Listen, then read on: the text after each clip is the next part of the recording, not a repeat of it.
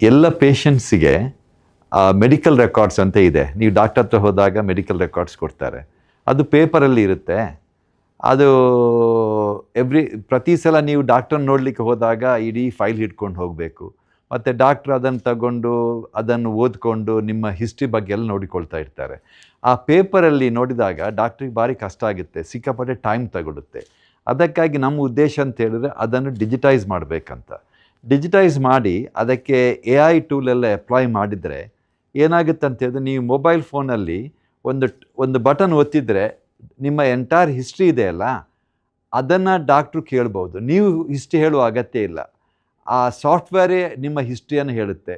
ಅದು ಕ್ಲಿಯರಾಗಿ ನೀವು ಎಷ್ಟು ಸಲ ಆಸ್ಪತ್ರೆಗೆ ಅಡ್ಮಿಟ್ ಆಗಿದ್ದೀರಾ, ನಿಮಗೆ ಏನು ಆಂಜಿಯೋಪ್ಲಾಸ್ಟಿ ಆಯಿತಾ, ಏನು ಸರ್ಜರಿ ಆಯಿತಾ, ಗಾಲ್ ಬ್ಲಾಡರ್ ಸರ್ಜರಿ ಆಯಿತಾ, ನಿಮ್ಮ ಫ್ಯಾಮಿಲಿ ಹಿಸ್ಟ್ರಿ ಏನು, ನಿಮ್ಮದು ಎಲರ್ಜಿ ಹಿಸ್ಟ್ರಿ, ಎಲ್ಲ ನಿಮ್ಮ ಹಿಸ್ಟ್ರಿಯನ್ನು ಡಾಕ್ಟ್ರಿಗೆ ಆ ಸಾಫ್ಟ್ವೇರೇ ಹೇಳುತ್ತೆ. ಅದಕ್ಕೆ ಐರೋ ಅಂತ ಡಿಜಿಟಲ್ ಟ್ವಿನ್ ಅಂತ ಹೇಳ್ತೇವೆ ನಾವು. ನಿಮ್ಮ ಥರನೇ ನಿಮ್ಮ ಮೆಡಿಕಲ್ ಹಿಸ್ಟ್ರಿಗೆ ಒಂದು ಟ್ವಿನ್ ಥರ ಮಾಡಿದ್ದೇವೆ. ಎಲೆಕ್ಟ್ರಾನಿಕ್ ಮೆಡಿಕಲ್ ರೆಕಾರ್ಡ್ಸ್ ಇಲ್ದಿದ್ದರೆ ಹೆಲ್ತ್ ಕೇರ್ ಇದೆಯಲ್ಲ ಅದು ಸೇಫ್ ಆಗೋದಿಲ್ಲ. ಯಾಕಂತ ಹೇಳಿದರೆ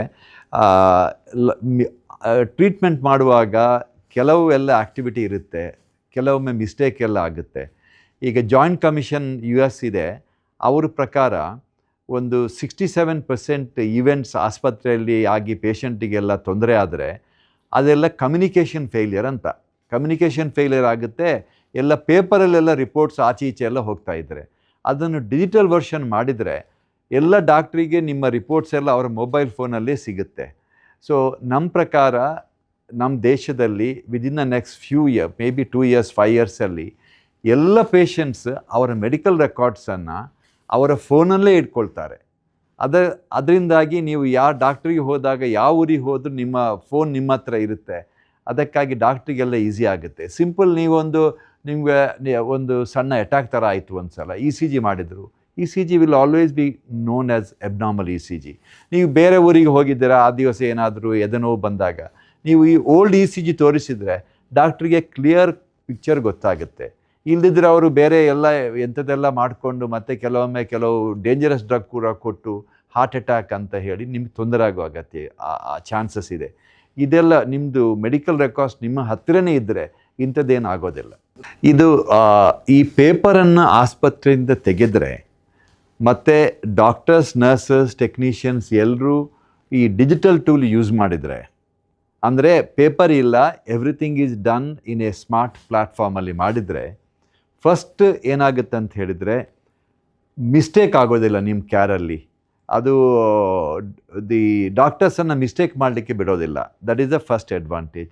ಸೆಕೆಂಡ್ ಅಡ್ವಾಂಟೇಜ್ ಅಂತ ಹೇಳಿದರೆ ಇದು ಎಫಿಷಿಯೆಂಟಾಗಿ ನಿಮ್ಮದೆಲ್ಲ ರಿಪೋರ್ಟು ನೀವು ಪರೀಕ್ಷೆ ಮಾಡಿದ ಕೂಡಲೇ ನಿಮ್ಮ ಫೋನಲ್ಲಿ ರಿಪೋರ್ಟ್ ಬರುತ್ತೆ.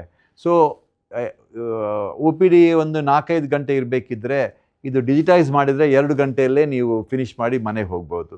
ಎಫಿಷಿಯನ್ಸಿ ಬರುತ್ತೆ. ಆಮೇಲೆ ಇದೆಲ್ಲ ಆದಾಗ productivity of the hospital will increase. ಆಗ ಕಾಸ್ಟ್ ಆಫ್ ಹೆಲ್ತ್ ಕೇರ್ ಕೂಡ ಕಡಿಮೆ ಆಗುತ್ತೆ. ನಮ್ಮ ಅಡ್ವೈಸ್ ಅಂತ ಹೇಳಿದರೆ, ನೀವು ಕೆಲವು ಆಸ್ಪತ್ರೆಗೆ ಹೋಗಿದ್ದೀರಾ, ಎಲ್ಲ ಮೆಡಿಕಲ್ ರೆಕಾರ್ಡ್ ಎಲ್ಲ ದೊಡ್ಡ ಫೈಲ್ ಇದೆಯಲ್ಲ ಅದನ್ನೆಲ್ಲ ಅದನ್ನು ಸ್ಕ್ಯಾನ್ ಮಾಡಿ ನಿಮ್ಮ ಫೋನಲ್ಲೇ ಸೇವ್ ಮಾಡಿ ಇಟ್ಕೊಳ್ಬೇಕು. ಅದು ನೀವು ನಿಮ್ಮ ಪ್ರಾಪರ್ಟಿ ಡಾಕ್ಯುಮೆಂಟನ್ನು ಎಷ್ಟು ಜಾಗ್ರತೆಯಲ್ಲಿ ಇಡ್ತೀರಿ ನೋಡಿ, ಇದು ಡಾಕ್ಯುಮೆಂಟ್ ಇದೆಯಲ್ಲ ಇದು ಪ್ರಾಪರ್ಟಿ ಡಾಕ್ಯುಮೆಂಟಿಂದಲೂ ಪ್ರೆಷಿಯಸ್. ಅದಕ್ಕಾಗಿ ನಿಮ್ಮ ಫೋನಲ್ಲಿ ಇಟ್ಕೊಂಡು ಕ್ಲೌಡಲ್ಲಿ ಅದನ್ನು ಕಾಪಿ ಇಟ್ಟರೆ ಲೈಫ್ ಲಾಂಗ್ ನೀವು ನಿಮ್ಮ ಮೆಡಿಕಲ್ ಡಾಕ್ಯುಮೆಂಟನ್ನು ಅದು ಕಳೆಯೋದಿಲ್ಲ. ನನ್ನ ಅಡ್ವೈಸ್ ಅಂತ ಹೇಳಿದ್ರೆ ನೀವೆಲ್ಲ ನಿಮ್ಮ ರೆಕಾರ್ಡ್ಸನ್ನು ಫೋನ್ನಲ್ಲಿ ಇಟ್ಕೊಳ್ಳಿ.